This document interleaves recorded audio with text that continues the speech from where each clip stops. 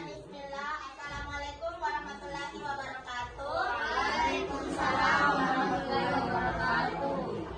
Terima kasih Bapak Ibu Guru yang telah menyempatkan waktunya untuk memberikan kesempatan kepada saya khususnya agar bisa mendiseminasikan tugas modul 1 melalui ruangan kita hari ini. Alhamdulillah, setelah melewati lebih dari sebulan atau hampir 2 bulan, kami telah mengikuti pendidikan guru penggerak angkatan 10 Kabupaten Goa, dan di mana hasil dari pendidikan tersebut kami diminta untuk mendiseminasikan apa yang telah kami pelajari. Untuk tema hari ini yang akan kami diseminasikan mengenai aksi nyata disiplin positif, atau yang lebih spesifiknya keyakinan kelas.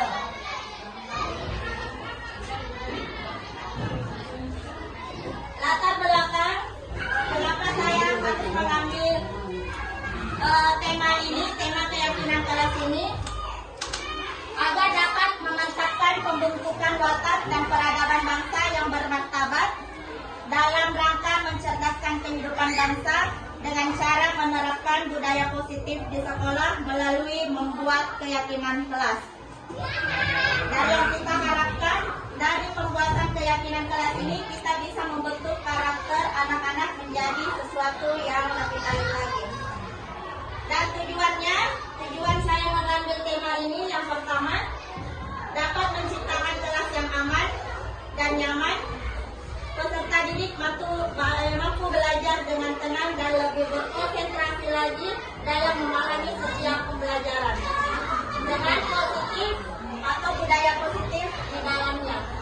Yang kedua, mampu menciptakan pembelajaran yang berpusat pada murid dan menimbulkan komunikasi yang efektif antara guru dan murid. Tolak ukur mengapa saya mengambil tema ini, agar tercipta suasana kelas yang kondusif untuk pembelajaran yang menyenangkan dan berbudaya positif, sehingga tujuan pembelajaran kita dapat tercapai.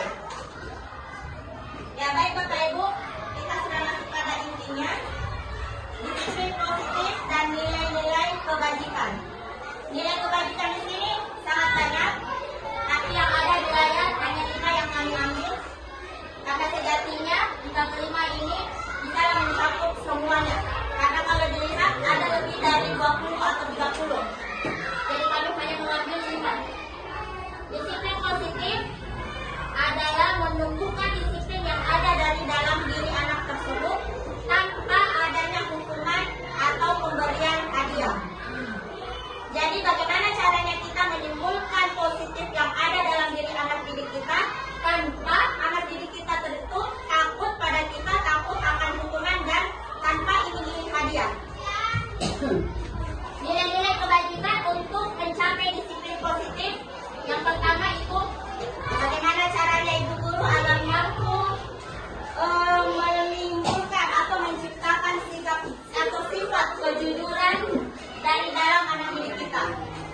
Yang kedua, kerjasamanya anak didik kita, bagaimana caranya kita bisa menimbulkan kerjasama tersebut. Yang ketiga, rasa empati dalam diri anak didik kita. Yang keempat, rasa tanggung jawab. Dan kelima, rasa hormat. Dari kelima poin nilai kebajikan ini, bagaimana caranya seorang guru mampu menimbulkan nilai-nilai tersebut dari dalam diri anak didik kita secara alami, tanpa ada paksaan, tanpa adanya iming-iming hadiah. Berikutnya, ya, tahapan-tahapan segitiga restitusi. Ini sebenarnya Bapak Ibu sudah biasa kita lakukan di dalam kelas, sudah biasa. Tapi baru kita mengetahui akhir-akhir ini bahwa apa yang kita lakukan itu ternyata namanya segitiga restitusi. Dan segitiga restitusi ini sudah ada dalam PM kita, masih yang menyampaikan biasa sampai itu hanya 20% atau 15%. Ya baik, tahapan segitiga restitusi yang pertama, menstabilkan Jadi langkah awal untuk mengaplikasikan tahapan segitiga institusi ini, yang pertama menstabilkan identitas, yang kedua validasi tindakan yang salah, dan menanyakan keyakinan kelas. Menstabilkan identitas. Yang pertama, menanyakan kasusnya terlebih dahulu. Jadi ketika ada anak didikta yang berkelahi, panggil. Kan biasanya dipanggil juga anak didikta, ditanya-tanya apa ini yang terjadi. Sebenarnya itu sudah masuk dalam tahapan segitiga restitusi, tapi mungkin tidak terarah sesuai tahapannya. Jadi sekarang bagaimana caranya kita agar bisa menerapkan segitiga ini? Ya, pertama panggil anaknya dulu, tanyakan kasusnya apa yang terjadi. Yang kedua, ya, keluarkan kata-kata pamungkasnya seorang guru. Oke nak, kesalahan yang kamu lakukan, ibu guru mengerti. Semua orang pernah melakukan kesalahan. Tapi bagaimana caranya agar kita tidak melakukan kesalahan itu tersebut? Tidak mengulanginya lagi maksudnya. Tidak mengulanginya lagi, dan kita bisa mengambil pelajaran positif yang ada dalam kasus tersebut. Yang ketiga, semua orang berhak berubah dari yang bersifat negatif atau bersifat negatif menjadi positif. Semua orang berhak berubah. Oke, next. Tahapan keduanya, validasi tindakan yang salah. Setelah kita tanya-tanya anak didikta apa kasusnya, kita masuk tahapan kedua. Kita bertanya kepada anak didik kita, kasusnya tadi apa? Oh ya, kasusku ini, semua orang pernah melakukan kesalahan. Lalu anak didik bagaimana caranya sehingga menggali kasus tersebut dari mereka, dan anak didik kita sendiri yang akan mengatakan, kesalahan saya bu karena mengganggu teman saya. Saya mengambil pensilnya teman saya bu, saya tarik bukunya teman saya dan robek bukunya bu. Itu validasi tindakan salah. Artinya dia sudah mengakui kesalahan yang telah dia perbuat. Jadi ketika anak didik kita sudah ditahui, sebenarnya kita sudah tahu kasusnya, tapi kita ingin agar anak didik kita ini yang mengakuinya sendiri tanpa kita paksa. Jadi dia sudah mengakui kesalahannya, ya sudah masuk di sini nilai kejujuran. Secara tidak langsung sudah masuk nilai kejujuran.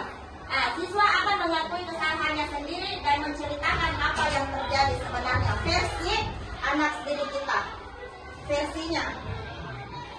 Oke, yang ketiga, guru dianjurkan untuk mendengarkan dan tidak memberi kesan negatif terhadap siswa sehingga mereka jujur. Jadi, ketika anak didik kita sudah menceritakan kejadian yang sebenarnya, guru dianjurkan untuk duduk diam mendengar. Ceritanya nih murid tak curhat sama kita. Jadi mendengarkan lagi, oh seperti itu ceritanya. Nah. Dan jangan sekali-sekali menyalahkan. Karena kata menyalahkan di sini dia tidak termasuk dalam kategori restitusi atau konsekuensi bahwa apa yang saya lakukan ini memang salah. Saya salah sudah mengambil pensilnya temanku secara langsung. Saya salah tidak merobek bukunya teman saya. Oke, tahapan yang ketiga, menanyakan keyakinan kelas. Ya, kita semua sudah tahu bahwa masing-masing kita semua sudah memiliki keyakinan kelas masing-masing.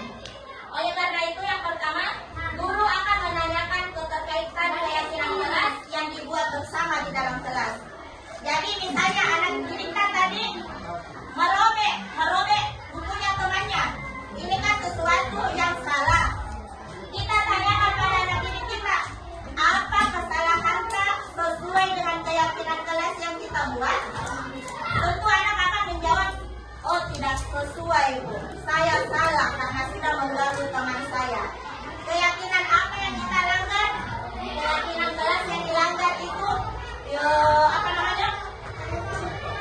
telah mengganggu teman atau membuat kelas menjadi gaduh atau menjadi ribut atau menimbulkan rasa tidak nyaman pada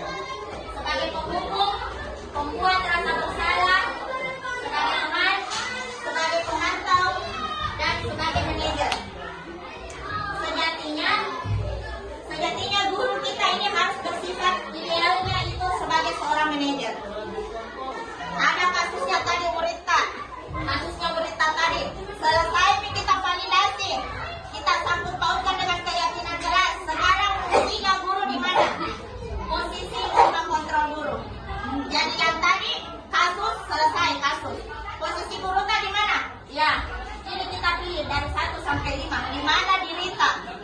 Di mana dirita di sini pada saat menangani satu kasus. Tapi sejatinya seorang guru dia akan bersifat atau dia akan menjadi posisi kontrol sebagai manajer. Kita bahas yang pertama sebagai penghukum. Si A, anak didikta tadi, merobek bukunya temannya. Sesuatu yang salah karena merobek buku teman. Ketika kita sebagai guru memposisikan diri kita sebagai penghukum, pasti kita akan menghukum teman kita, anak didik kita. Kamu robek bukunya temanmu, ibu guru hukum. Menyapu, ibu guru hukum cuci WC. Nah, itu penghukum namanya. Kalau pembuat rasa bersalah, kamu robek bukunya temanmu, berarti kamu tidak sayang temanmu, tidak sayang bu guru, kamu tidak sayang orang tuamu.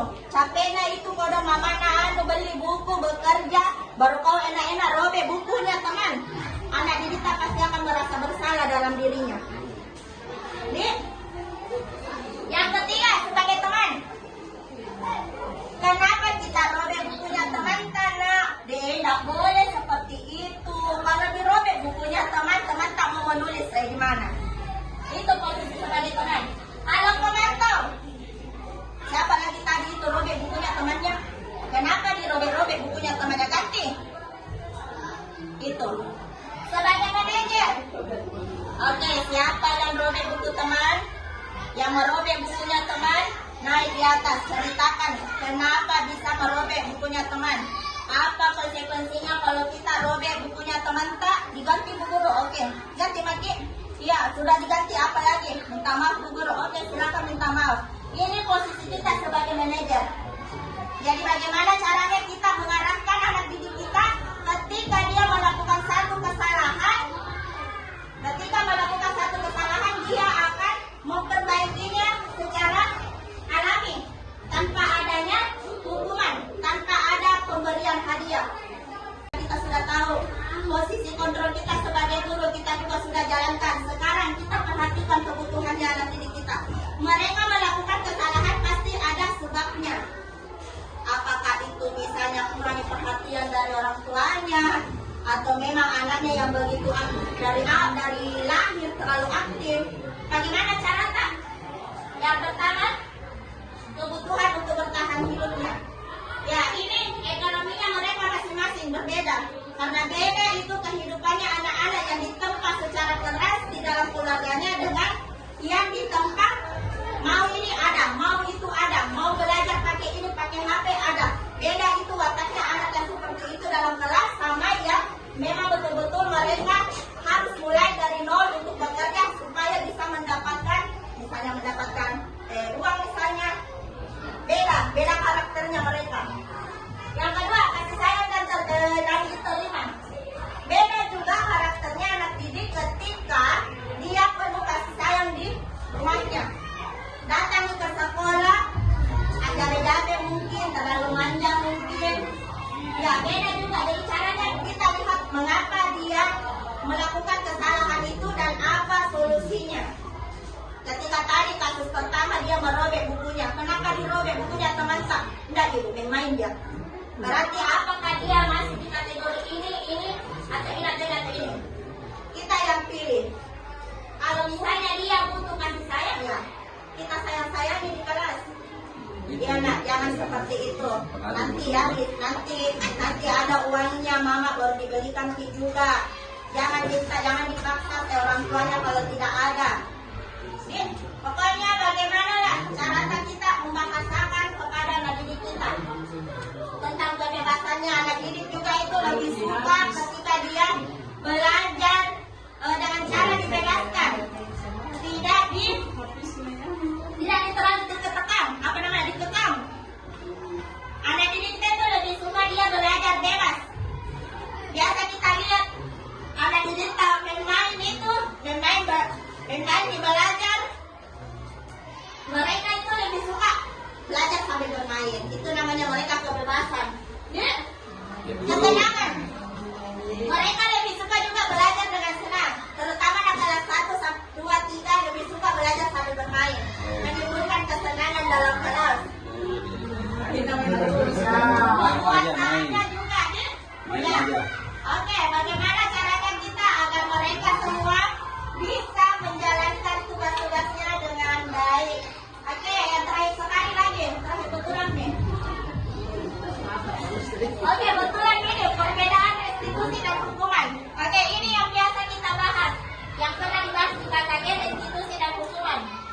Kalau hukuman, kita beri hukuman pada anak didik kita, sakitnya itu lama sakitnya, baik itu sakit hati ataupun sakit fisik, itu lama bawaannya. Kalau restitusi durasi sakitnya sebentar, mereka akan percaya bahwa oh memang ini kesalahanku, jadi saya harus menerima konsekuensinya yang diberikan oleh Bu Guru karena saya sendiri yang melanggar. Yang kedua, kalau hukuman, mereka pada dasarnya akan tidak jujur, berbohong nih. Kita tanya berapa yang hukuman teman-teman, bukan saya Bu Guru, bukan saya, karena dia itu namanya tidak jujur. Kalau restitusi, siapa yang melanggar keyakinan kelasnya tadi, siapa yang merobek bukunya temannya tadi, iya Bu saya bukan sengaja, atau Bu saya buku sengaja ini memang tapi main dia. Nah, namanya anak-anak dia, tapi yang akan saya harus diarahkan supaya tidak melakukan hal itu lagi.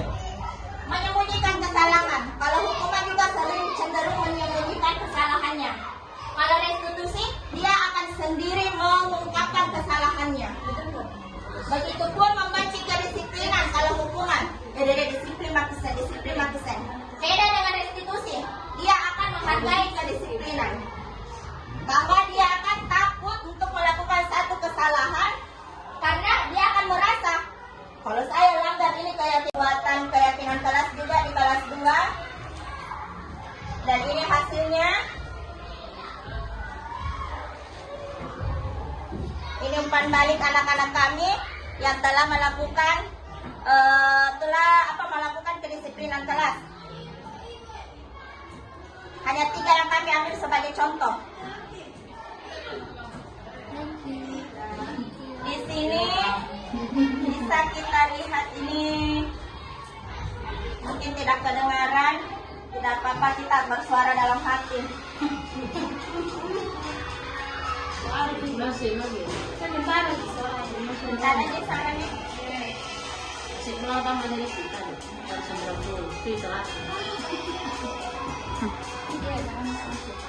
Ayo pakai dia kita.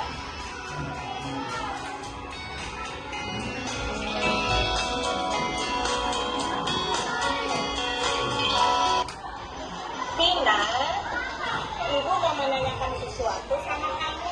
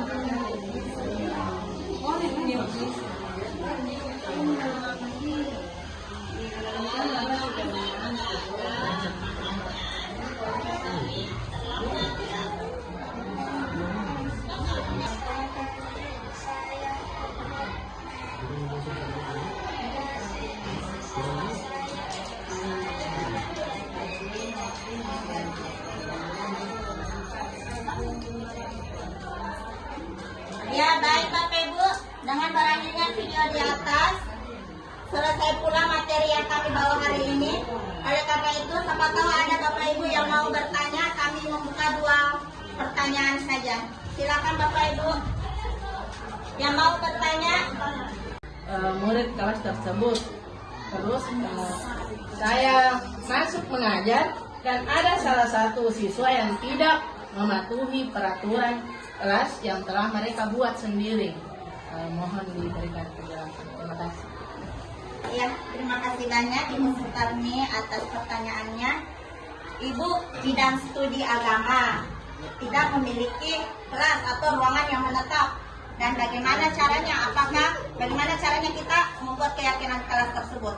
Kelas 1 sampai kelas 6 dipegang oleh Ibu Sutarmi bidang studi agama. Kelas B, ya, apakah harus saya buat keyakinan kelas juga sementara kelasnya ada memang keyakinannya masing-masing?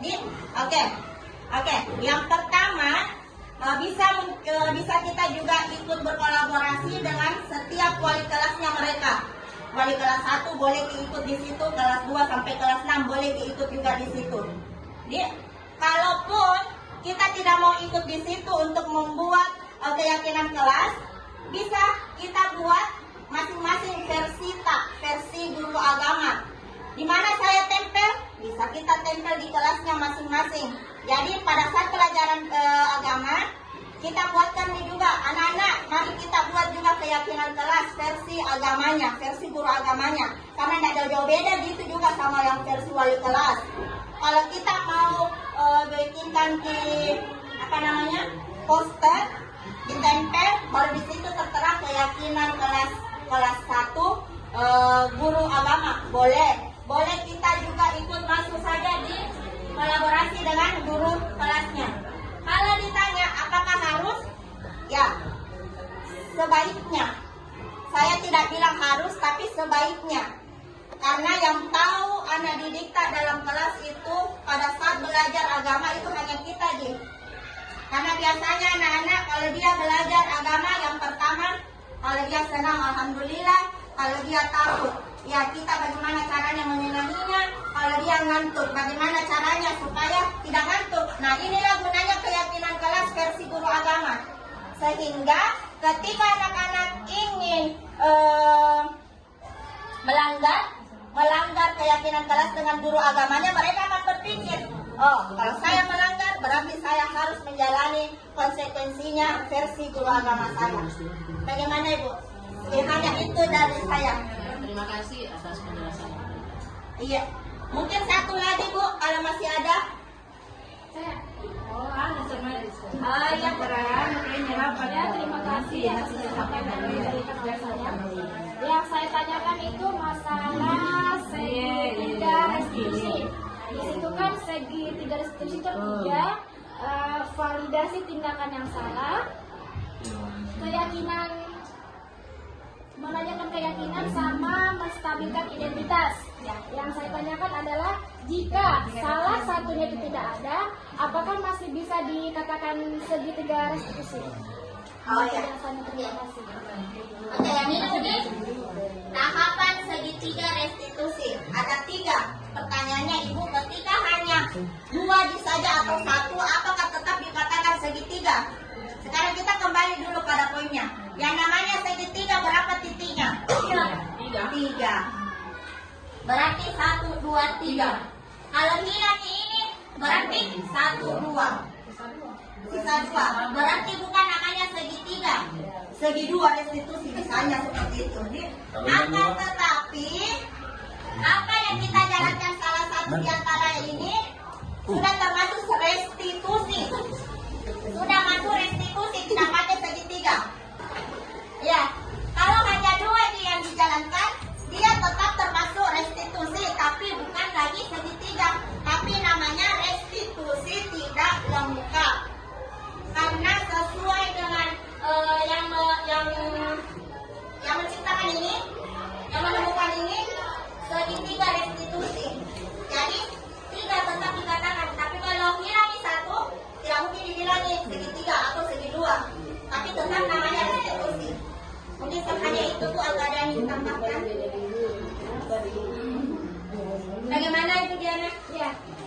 sudah paham.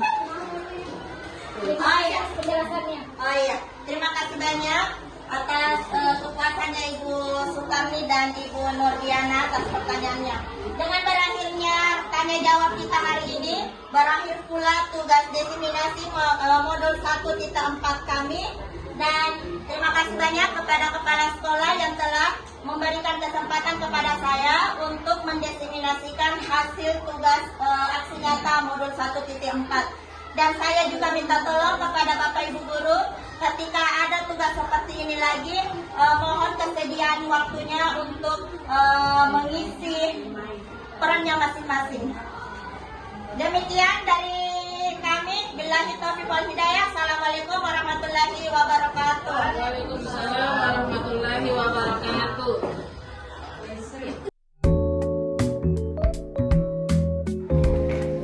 Assalamualaikum warahmatullahi wabarakatuh.